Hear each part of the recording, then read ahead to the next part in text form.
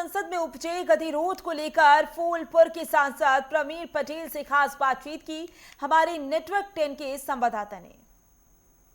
सांसद प्रवीण पटेल जी हमारे साथ हैं, जिनसे हम खास बातचीत करेंगे। सर, जिस तरीके से लगातार अपोजिशन पार्टी जो है वो धरना प्रदर्शन करती हुई दिखाई दे रही है, जहां प्रश्नकाल और शून्यकाल चलना चाहिए, वहां जनता के हित के लिए कोई भी बात नहीं हो रही है। सिर्फ एक तरीके से प्रोटेस्ट किया जा रहा है। लगातार आप लोगों पे सवाल उठाया जा रहा है कि भारतीय जनता पार्टी तानाशाह की सरकार चला रही है।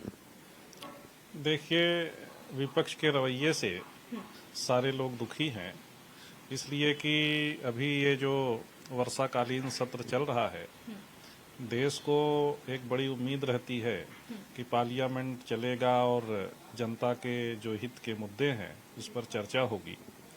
और शुरू से ही सरकार ने अपना पक्ष रखा है कि हम हर मुद्दे पर चर्चा करना चाहते हैं। जितनी देर आप चर्चा करना चाहते हैं उतनी देर चर्चा करना चाहते हैं। पहले दिन से सरकार ने इस रुख को अपनाया है, लेकिन विपक्ष का जो रवैया है वह केवल चर्चा नहीं बल्कि केवल हंगामा करना चाहते हैं। और हमको तो केवल ये लगता है कि वो केवल अखबारों की सुर्खियां बटोरना चाहते हैं कि हंगामा हुआ, इस मुद्दे पर हंगामा हुआ। उनकी सोच या उनकी नीयत चर्चा करने की नहीं है।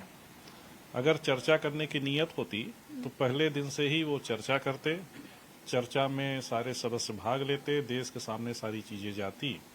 लेकिन उनका रवैया बहुत ही निंदनीय है। सर, वहीं उपराष्ट्रपति के इस्तीफे के बाद लगातार सियासीकरण किया गया। अब उस पर उपचुनाव भी हो रहा है, जहां इंडिया गठबंधन भी अपने प्रत्याशी चुन रही है, निकाल रही है, जनता के सामने ला रही है। और भारतीय जनता पार्टी यानी एनडीए गठबंधन जो लोग हैं वो भी लोग उपराष्ट्रपति के लिए अपने प्रत्याशी दावित कर रहे हैं। क्या लगता है कि उपराष्ट्रपति किस पार्टी से बनेंगे? देखिए, चूंकि एनडीए का बहुमत जितना होना चाहिए उससे भी ज्यादा बहुमत है, तो इसलिए ये तो कोई संशय है ही नहीं कि उपराष्ट्रपति एनडीए से नहीं होंगे। लेकिन हम जरूर ये कहना चाहते हैं कि यही विपक्ष के लोग जब धनखड़ साहब उपराष्ट्रपति थे तो उनके खिलाफ तमाम आरोप प्रत्यारोप किया करते थे और उनके खिलाफ महाभियोग और तमाम चीज़ों को उनको हटाने का भी उन लोगों ने प्रयास किया।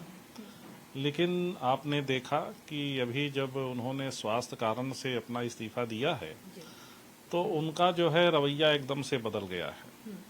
हम जरूर इस बात को कहना चाहते हैं कि अभी उपराष्ट्रपति के चुनाव की कोई अधिसूचना तो जारी नहीं हुई, लेकिन जब भी जारी होगी तो निश्चित रूप से निर्विरोध रूप से कोई न कोई राष्ट्रपति बनेगा। बातचीत करने के लिए बहुत बहुत धन्यवाद। कैमरामैन अजय के साथ मैं पल्लवी श्रीवास्तव, नई दिल्ली।